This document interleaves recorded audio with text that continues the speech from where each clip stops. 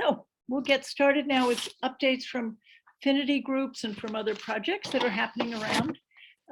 So the first person I'd like to call on is Elise Hoblitzel, who's going to tell us about the contemplative practices and psychedelics affinity group.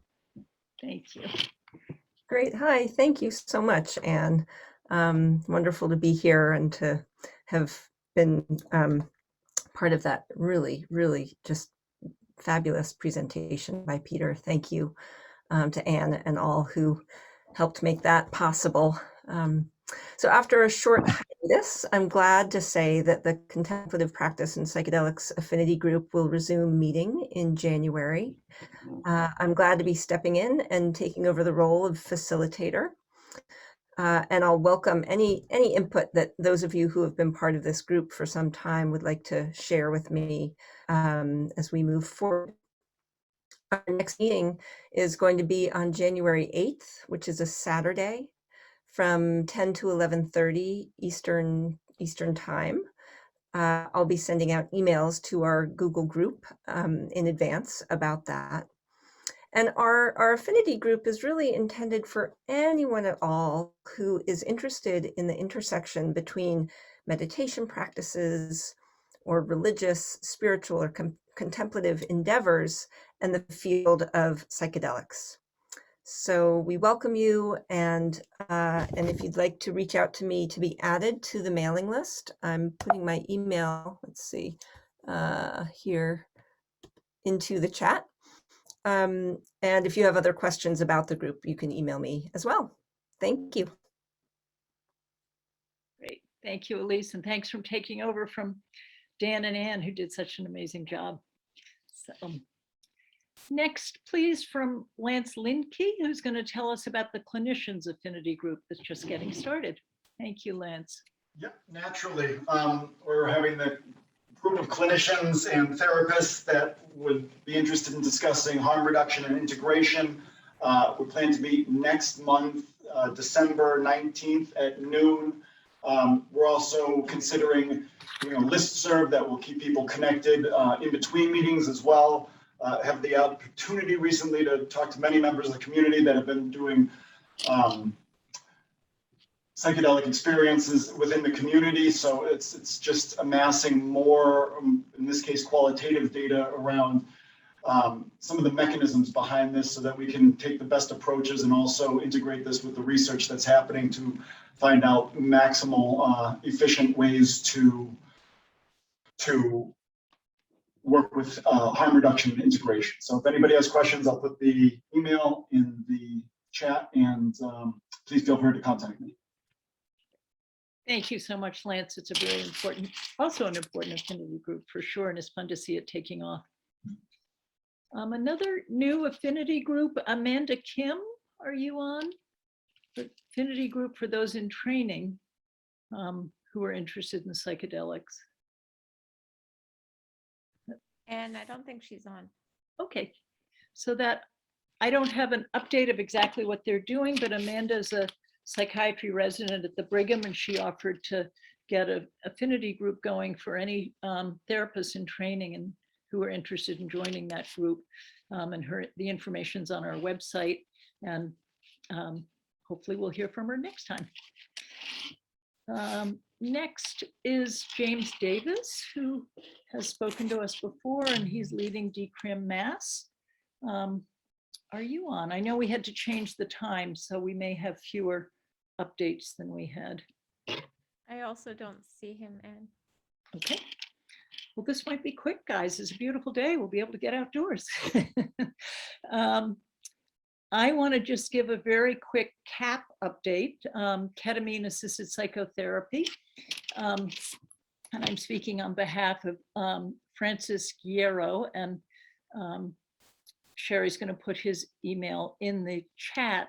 So Francis, as many of you know, is a very experienced social worker in the Cambridge area. He's one of the MAPS therapists, and he and all the MAPS therapists actually are now starting to do CAP therapy. They're so busy that it's been really hard to get them to come on because they're afraid they'll get more client requests that way. They're one of the projects they are working on that Francis did want to let me relay to you is that they're hoping to get some sort of experiential training program going in the spring. And if anyone is interested in learning more about that, the best way to learn more about that is to use the email that's in the chat for Francis. So, and if that doesn't work, certainly feel free to reach out to us at the BPRG. Thank you. Then Ron, miss an update on Sunstone. We had a presentation from them a while ago, so it's fun to hear what they're up to. Thank you. And maybe tell people what Sunstone is. I shouldn't assume that everyone knows that. Yeah, I probably should. Some people have heard about us, and for those who haven't, Sunstone Therapies is a company that was formed to integrate psychedelic therapy with cancer care. We are based in Maryland, and we built the Bill Richards Center, which is a facility for psychedelic research. It's on the campus of the Aquilino Cancer Center. And yeah, we've been busy. So that's what Sunstone Therapies is. As far as an update goes, we finished our first study recently. The results haven't been published yet. Compass provided the medicine that was used in the study, so they've issued a press release. We'll be issuing one later this month. But I can quote our principal investigator, Manish Agarwal, who said, the results are eye-popping.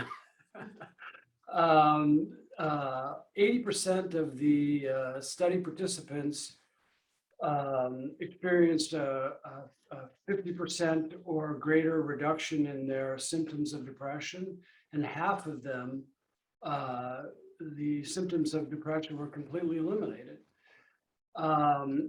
There's some things that are unique about the protocol and about our work, I guess, in general, which I'll just sort of touch on. But the first is, this is the first psychedelic research study that we're aware of conducted outside of a university-affiliated facility. And secondly, we use a protocol that's different than the traditional male-female therapist team with one patient. So what we're using is simultaneous administration, where several patients receive the medicine with one therapist. And then there's a kind of lead therapist, who in our case is Bill Richards, overseeing the teams from an outside room. What we're finding, and there'll be some published material on this, is that the experience of the patient or the participant with the group adds to the efficacy of the treatment. So that's a little bit about Sunstone and one of our kind of most recent activities. What we're working on now is kind of preparing for scaling and growth. And to do that, we're going to make some changes in the way we're organized.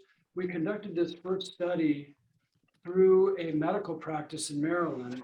But as we look to our next studies and to expanding to other sites, we're creating our own medical practice. So we're working on those organizational changes and planning for 2 or more new sites that we hope to create in 2022. And we have a number of studies in the pipeline. The first one I just described, we're waiting for maps to be ready for us to begin expanded access. We're actually the first site to be treating patients with MDMA through their expanded access program. We have another study in the pipeline, which is, I think, going to be fascinating. We call it a dyad study, and it is where the patient who has cancer is treated, and at the same time, one of their family members is treated. And so kind of together, they are exploring the grief and suffering for not just the patient, but the family from cancer. We're part of a multi-site study that Charlie Grob out at UCLA, Tony Bossis, and what is Anderson's first name, are leading. So we're going to be participating in that study on demoralization with cancer patients. Yvonne Bossant, who's here in the Boston area at Dana-Farber, he helped us with our first study, and he's leading a study with people in hospice, and we're going to be participating in that. And we have another study plan that is going to look at extending our group model so that more than 4 patients are treated simultaneously. And we'll be studying the effects of that treatment. So that's a little bit about Sunstone. We've been busy. And the way I kind of think of it is we're in that stage of preparation, and there's sort of much more to be accomplished in 2022. So thanks. Many thanks, Ron. It's impressive what you're doing. I particularly love the group data. That's so important and Yeah. going to help make this available to so many more people. Well, some of you know Mark Bates. If not, Mark is a psychologist and a member of our therapy team. He's going to be writing, and we expect it to be published, more information about the group model. So Mark is one to, I think, really acknowledge, as well as the full therapist team led by Bill, for doing that work. Good. Thank you. And Mark's been a loyal BPRG member when he can be. Good. Thank you. So Amanda Kim has joined us. So we'd love to hear about her new group that she's started. Thank you, Amanda, for being here. Thanks, Anne. So yeah, my name's Amanda. I am currently a PGY2 psychiatry resident at Brigham. I just recently started a trainee sub-affinity group for clinical trainees in the Boston area to sort of support each other and be a community in the Boston area who are interested in psychedelics, to sort of support each other and be a community. I don't have too many like updates. I just, we did have our very first in-person meeting. Currently there's about 20 to 25 trainees on the mailing list, and then about 13 of us gathered a few weeks ago for our first in-person meeting, which was really great. We got to chat with each other, get to know each other, get to know what projects we're working on. Two sort of major themes that coalesced during that meeting, and two major projects that we would like to work on are developing a training curriculum for residents and other trainees, and we're sort of discussing where we might want to house that, or which institution might be able to house that in Boston. And then the second project that we will hopefully be pursuing is developing a peer supervision group for when patients come in after having had psychedelic experiences and wanting to integrate. Like how do we as trainees kind of approach that, and sort of having like a group where we can sort of have a safe space to talk about those experiences and sort of supervise each other. It's about it. It's pretty brief update. It's, we're still getting off the ground, but it's very exciting. No, it sounds great. Thank you, Amanda. And I think because of the confusion around the time, you may not have heard the update from Lance Lenke, who's has the affinity group for clinicians. So there might be some synergy between the two groups on the second project that you're talking about, because they're talking about harm reduction integration amongst their patients. Oh, that's fantastic. I'll reach out. Yeah, so we'll be in touch. And maybe if people are interested in joining your group, could you put your contact info in the chat, please? Yes, I will do that in just a second. Terrific. Many, many thanks, Amanda. Thank you. Next is Alex Cardenas, who's going to give us an update from the West Coast. Thank you so much, Anne. And thanks for having me today. I'm calling from a small town in the Oregon coast. Use the traffic noise on this place where I have some Wi-Fi. I'm here to give an update on APA, the American Psychedelic Practitioners Association. Even though it was in part born out of BPRG, I'll just give a little bit of a one-liner about what we're doing so people know, and then I'll give an update. We're trying to not just bring our community together, but we're also trying to play a crucial role in psychedelic healthcare infrastructure, and that includes playing the role of a professional association to help set the standards of care, the standards of training, aka accreditation, ethical guidelines, treatment guidelines. All these things are necessary to help ensure that psychedelic assisted therapies can be brought into the healthcare system in a way that is regulated by the practitioners. And a lot's been happening. I mean, there's a tremendous amount to do to lay all the groundwork that's needed for this to happen. And so we've had a very successful campaign for our founding board members. We'll be holding our election for that at the end of this month and making that announcement in December. So we anticipate our executive team being finalized and active right at the beginning of the new year. In the meantime, we are building, and we have some active working groups similar to the affinity groups at BPRG, but with some very clear deliverables. Right now, our ethics group and our justice, equity, and diversity and inclusion group are active, and those groups are full at the moment. They are mostly focusing on our internal governance structure proposals. We do have a standards of care strategy working group. There is still room in that working group if people are interested, and I'll say just a couple words that rather than immediately start writing the standard of care, the focus of that group right now is to really get the lay of the land so that we choose the right strategy by which to do so. We're bringing in some healthcare consultants to help guide that process as well. So like I said, there is room on that working group. I'll put our email in the chat here so people can reach out if they're interested. And I'll let people know that as we have a better understanding of all the different workflows that are needed to accomplish, we're prioritizing different additional groups to start. So we anticipate in January we'll be starting a dedicated writing group for the standards of care. That writing group may also be involved in the accreditation standards, or might be a different writing group, but we're starting a writing group for that process. We're also starting an accountability working group, part and parcel of getting healthcare regulators to approve these approved psychedelic assisted therapies involves them having a clear understanding of the accountability processes when harmful outcomes happen or there's accusations of wrongdoing.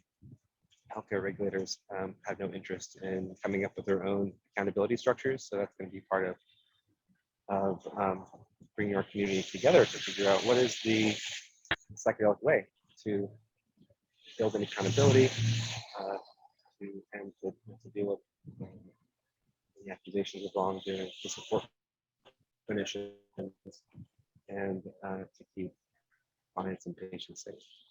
So down the road in 2022, we'll be more formally building out accreditation working groups. That, if it makes sense, there needs to be a standard to teach to before there can be an accreditation to assess the training program. So we're focusing on the standard of care right now, with accreditation being next.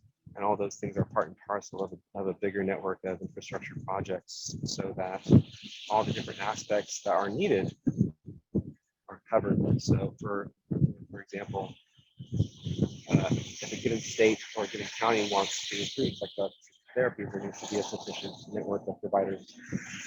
Those providers need to be trained by training programs that are accredited, practicing within a certain standard of care and ethical guidelines. And so all those things need to be set. It's a big passion of ours to make sure those things are set by the practitioners, the people best suited to make those decisions in concert in the community. And I think there's any other meaningful updates.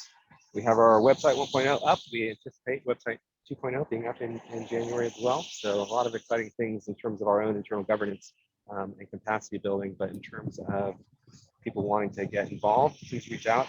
We're always open to increasing our pool of people who have content expertise or want to play a role of an advisor or be involved in working groups. We do anticipate we'll be open for accepting members in early 2022, and that'll be an exciting time. And of course, I'll keep BPRG informed because this community has been part of the midwives effort that helped give birth to the steering committee that gave birth to APA, and it's one of the bigger communities of practitioners. So thank you so much for having me. Let me put our email in the chat. Great. Thank you so much, Alex.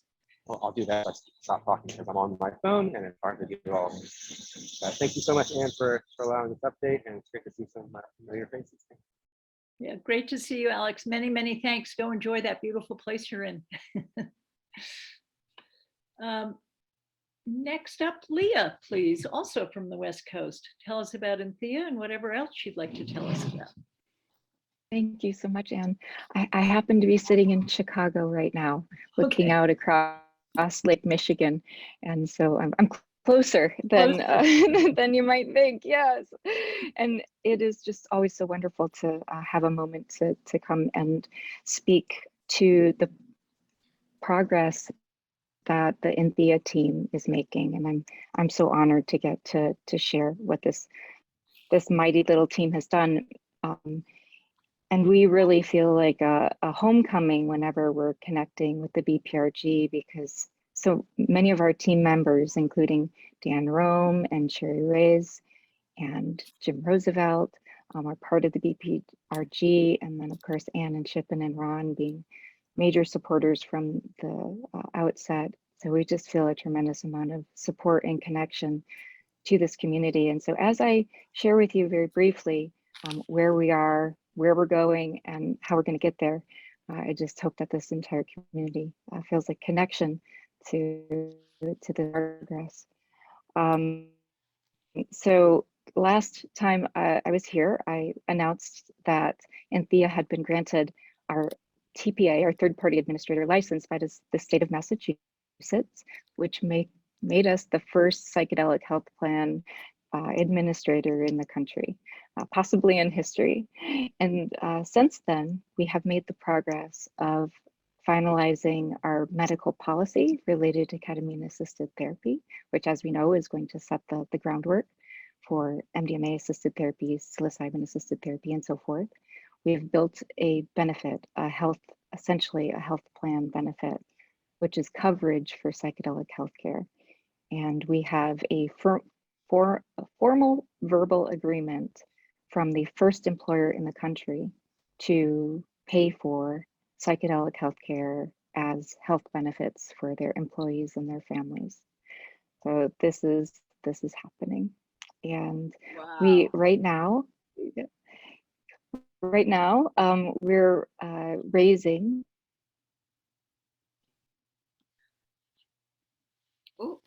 to administer these benefits in San Diego County, the Bay Area, Austin, Texas, Boston, and New York. And we have begun conversations with practitioners in Boston. We have conversations going with other practitioners, of course, and employers, but now we're actively engaging practitioners in the Boston area, and we'll soon be looking to engage employers in the Boston area who are interested in the conversation about why it might be important to cover psychedelic healthcare for their employees and their families.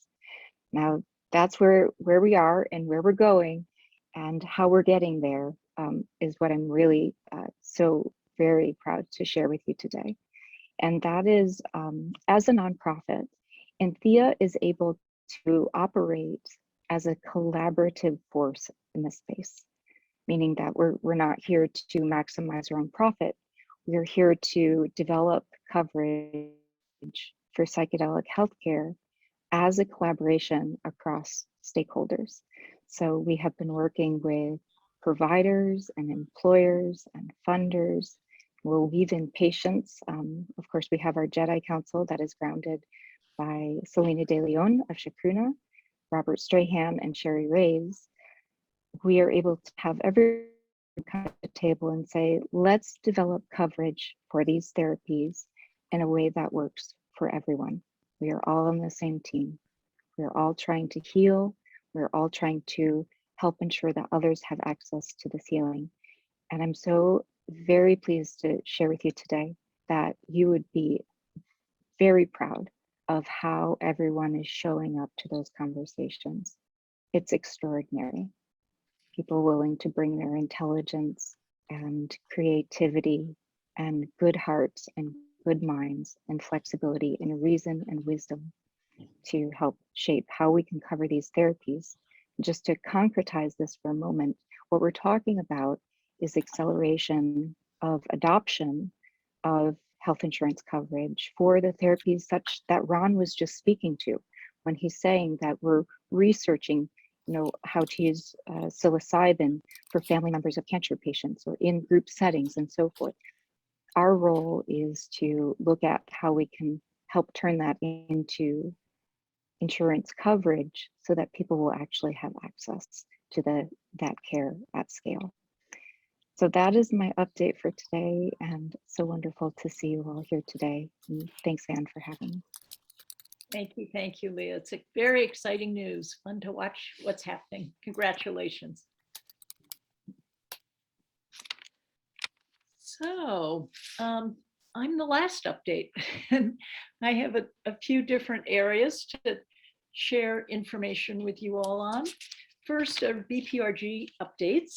I want to make sure that you all noticed in our last email the offer from Horizons to have us all register by November 10th. We'll get a 15% discount if we use the code BPRG. So that's going to be in New York from December 1st to the 5th. It's the longest running psychedelic conference, I think, in the country, maybe the world. I don't want to be too grandiose, but it's a lot of fun, and hope that we'll have a group there. The second is, I've told you about us working on expanding how we can share the information that we've all gained in putting together the BPRG. So we're inviting anyone who's in an area where they'd like some information about how to get their own PRG going, and you can certainly still be affiliated with us. Please feel free to reach out to us. I know some people have already done that.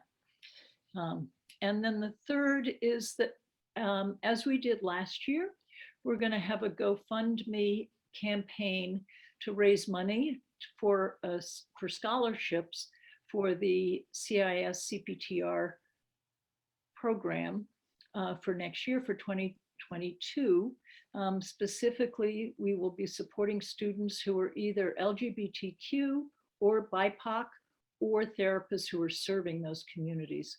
So please look for a message from us about the GoFundMe. We do have some matching funds from some donors here and also from CIS, so that your money gets quadrupled if you can please give us some. So that's the BPRG. And then just quickly, I mentioned the CPTR. I think most of you know that, but it's the California Institute of Integral Studies and the certificate program to be a psychedelic therapist and researcher. We have 2 more weekends until the 2021 cohort will be finished, and we're training about 250 therapists, which has been an amazing experience, continues to be. We're in the thick of interviewing applicants. We have a really strong group of applicants, and we're hoping to expand next year, have 150 based in Boston, 150 in San Francisco, and then an option to do a completely online for 75 others. So if you're interested in that, you go to the CIS website. And I think that's it for me.